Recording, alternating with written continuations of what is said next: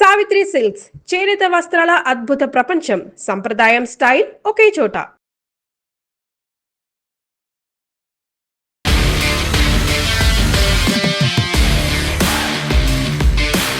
నమస్తే, welcome to I dream talking point with Kavitha. Iran మీద America, Israel చేస్తున్నటువంటి దాడి నెల రోజులు కంప్లీట్ అయిపోయింది. 5th వీక్లో కూడా ఎంటర్ అయిపోయింది. ఎప్పుడు ఏం జరుగుతుంది అనేటువంటి టెన్షన్తో పాటుగా ఉత్కంఠ కూడా ఉంది. అమెరికా అధ్యక్షుడు డొనాల్డ్ ట్రంప్ ఇరాన్కి ఇచ్చినటువంటి గడువు మరో 10 రోజులు పొడిగించినట్టుగా ప్రకటించినప్పటికీ కూడా తెర వెనుక యుద్ధ సన్నాహాలు ముమ్మరంగా సాగుతున్నట్టుగా తెలుస్తోంది. ముఖ్యంగా ఇరాన్ చమురు ఎగుమతులకు గుండెకాయ లాంటి ఖర్గ్ ఐలాండ్ను స్వాధీనం చేసుకునేందుకు అమెరికా సైన్యం సిద్ధమవుతోందనేటువంటి వార్తలు వస్తున్నాయి. సైనిక నిపుణులు చెబుతున్నటువంటి ప్రకారం అమెరికా కేవలం గగనతల దాడులకే పరిమితం కాకుండా సైన్యాన్ని దింపడం దిశగా కూడా ఆలోచిస్తోంది. అమెరికా ముందు ప్రస్తుతం 3 ప్రధాన లక్ష్యాలున్నాయి.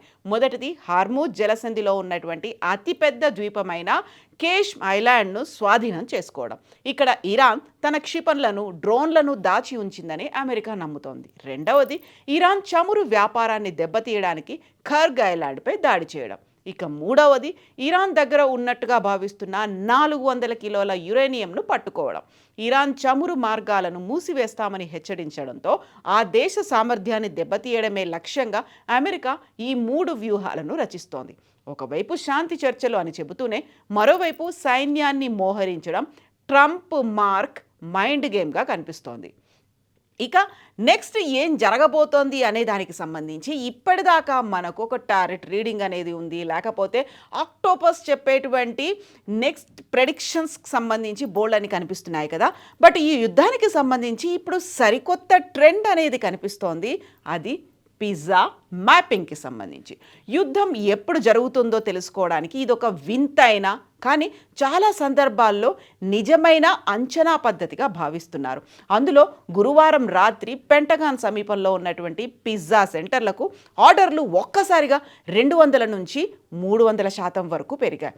దీన్ని డౌకాన్ లెవెల్ 3గా పిలుస్తున్నారు. పెంటగాన్లో ఉన్నటువంటి ఉన్నతాధికారులు, సైనిక వ్యూహకర్తలు రాత్రంతా మేల్కొని యుద్ధ ప్రణాళికలు సిద్ధం చేస్తున్నప్పుడు బయట నుంచి భారీగా ఆహారాన్ని ఆర్డర్ చేస్తారు. 1991 గల్ఫ్ యుద్ధ సమయంలో కూడా ఇలాగే పిజ్జా ఆర్డర్లు పెరగడం ద్వారా యుద్ధం మొదలవుతుందని ముందే పసిగట్టారు. ఆ అంచనాలు నిజమయ్యాయి. మారుతున్న ట్రంప్ వ్యూహాల నేపథ్యంలో గురువారం రాత్రి పొద్దుపోయాక పెంటగాన్ సమీపంలో జరిగిన మరో అసాధారణ పరిణామం అందరి దృష్టిని ఆకర్షించింది.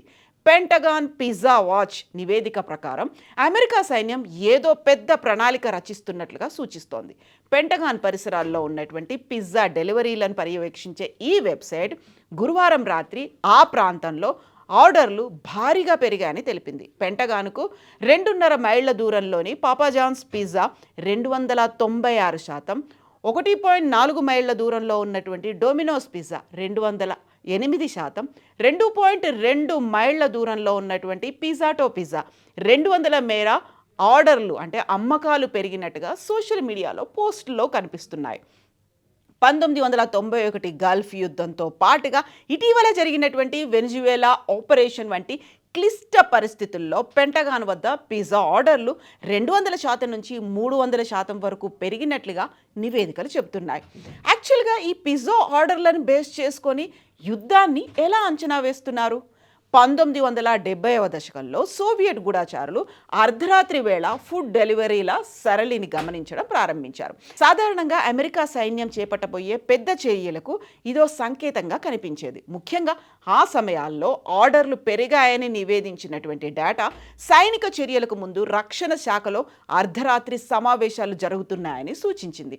1991లో కువైట్పై ఇరాక్ దాడికి ముందు CIA ఆఫీసులో పిజ్జా ఆర్డర్లు పెరిగినట్లుగా నివేదికలు చెబుతున్నాయి.